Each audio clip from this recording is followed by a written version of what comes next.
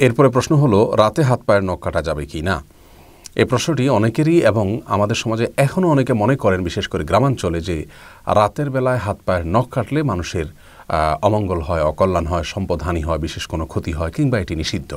মূলত কোরআন হাদিসের কোথাও রাতের বেলায় হাত পায়ের নখ কাটা কিংবা গোপ ছোট করা কিংবা চুল কাটা কিংবা ঘর ঝাড়ু দেওয়া কিংবা খাবার শেষে প্লেট ধুয়ে সে পানি বাহিরে ফেলা ইত্যাদি, অথবা কোনো গাছের পাতা ইত্যাদি ছেঁড়া, ফসল ইত্যাদি ছেঁড়া রাতের বেলায়, এগুলোকে কোরআন হাদিসের কোথাও নিষেধ করা হয়নি। আর কোরআন হাদিসে কোনো কিছুকে নিষিদ্ধ না করা হলে সেটিকে নিষিদ্ধ বা অমঙ্গলের মনে করাটা এটি কুসংস্কার এবং এক ধরনের শিরকি বিশ্বাস, যা থেকে আমাদের বেঁচে থাকতে হবে।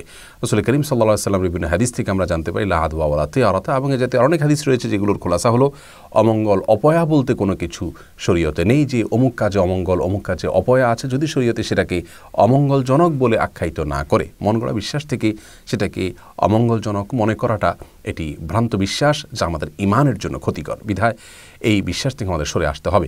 অনেক হিন্দুরা মনে করেন, বিভিন্ন ব্লগে আমি দেখেছি যে তাদের ধারণা মতে লক্ষ্মী সন্ধ্যাবেলায় বাসা বাড়িতে বাড়িতে যান তাদের দেবতা, এবং ওই সময় কেউ হাতের নখ কাটলে বা কোনো কিছু পরিষ্কার করলে, ময়লা ইত্যাদি শরীরে এগুলো পরিচ্ছন্ন করতে গেলে, বিশেষ করে হাত পায়ের নখটক ইত্যাদি কাটতে গেলে তিনি রুষ্ট হয়ে যান এবং তাতে সম্পদের ক্ষতি হয়। এটা হিন্দুদের শিরকপূর্ণ বিশ্বাস, যা একজন মুসলিম কোনো অবস্থাতেই ধারণ বা লালন করতে পারেন না। অতএব রাতের বেলা হাত পা নখ কাটা যাবে না এমন কোনো কথা নেই। আল্লাহ তাআলা কোরআনে কারিমে বলেছেন, ওয়াজআলনাল লাইলা লিবাসা, আর আমি রাতকে পোশাক স্বরূপ করেছি, অর্থাৎ যেন আমরা রাতের বেলা ঘুমোতে পারি, সেজন্য আল্লাহ সেটাকে সেভাবে উপযোগী করে দিয়েছেন। রাতে মৌলিক কাজ হলো একজন মানুষ ঘুমাবে, কিন্তু এর পাশাপাশি ছোটোখাটো অন্যান্য কাজ তিনি অবশ্যই করতে পারেন। কোনো প্রকার নিষেধাজ্ঞা বা ক্ষতি তাতে নেই।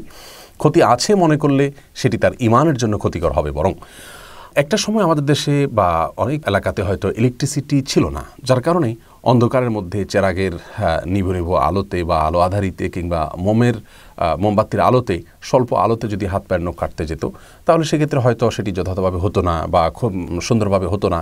এইসব কারণে যদি তখন মানুষ নিষেধ করে থাকেন, সেটির একটা যৌক্তিকতা ওই সময়ের জন্য হয়তো ছিল, যে ঠিক আছে, অন্ধকারের মধ্যে কাটতে গেলে তুমি হাত কেটে যেতে পারে, বা না দেখে কাটতে গেলে তোমার ক্ষতি হতে পারে। ক্ষতি হতে পারে বলতে কোনো জায়গায় কেটে যেতে পারে বা বাঁকা হতে পারে ইত্যাদি ইত্যাদি। এসব কারণে দিনের আলোতে করা ভালো, এটা সেই দৃষ্টিকোণ থেকে তখন বলে থাকলে ঠিক আছে। এখন যেহেতু সেই সমস্যা নেই, অতএব রাত দিন এখন প্রায় সমান। বিধায় কেউ চাইলে রাতেও কাটতে পারে, কেউ চাইলে দিনেও কাটতে পারে। বাকি রাতে কাটলে ক্ষতি হবে, এই বিশ্বাসটা কোনো সময়ের জন্যই সঠিক নয়, এটি সম্পূর্ণ ভুল ধারণা। অনেকেই বলে থাকেন যে রাতে হাত পায়ের নখ কাটলে চোখের জ্যোতি কমে যায়। আসলে ওই যে আলো আধারিতে বা অল্প আলোতে, যখন ইলেকট্রিসিটি ছিল না, তখন খুব বেশি চোখের উপরে প্রেসার দিয়ে এই সমস্ত করতে গেলে হয়তো চোখের ক্ষতি হবে, এই ধারণা থেকে তারা হয়তো বলেছেন। কিন্তু আজকে যেহেতু এটি প্রযোজ্য নয় এবং সঠিক নয়, বিধায় চোখের জ্যোতি কমে যাবে, এটিও ভুল ধারণা হবে। বিধায় রাতে হাত পায়ের নখ কাটাতে কোনো অসুবিধা নেই।